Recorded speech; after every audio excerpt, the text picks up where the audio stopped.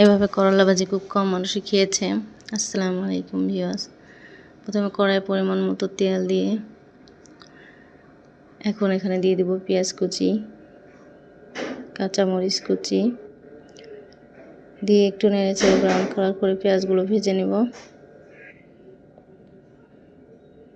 এখন পেঁয়াজগুলো brown colour হয়ে গেলে এখানে দিয়ে দিব হাফ চা চামচ আদা বাটা এবং 1 চা চামচ রসুন এবং পেঁয়াজ বাটা, হাফ চা চামচ লবণ, হাফ চা চামচ হলুদের গুঁড়া, হাফ চা চামচ জিরার গুঁড়া দিয়ে নেড়েচেড়ে একটু কষিয়ে নেব। এখন সামান্য পরিমাণে পানি দেব মশলা কষানোর জন্য। মশলা থেকে যখন পানি শুকিয়ে তেল ছেড়ে আসবে তখন এখানে দিয়ে দিব কেটে রাখা টাকি মাছ। আমি টাকি মাছগুলো মাঝখান থেকে কেটে কাটা ফেলে দিয়েছি। টাকি মাছগুলো দিয়ে নেড়েচেড়ে কিছুক্ষণ ভেজে একটু পানি দিব।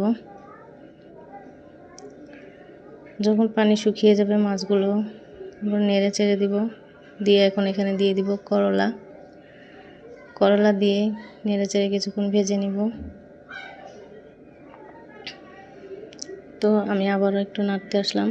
তো আমি 3 নাড়াতে করলা রান্না করেছি। করলা বেশি নাড়ানাড়ি করলে তিতা হয়ে যায়, তো আমি বেশি নাড়াচাড়া করিনি। তো আমার করলা ভাজিটা রেডি। তো এইভাবে করলা ভাজি করলে অনায়াসে 2 প্লেট ভাত খেয়ে নিতে পারবেন যে কেউ।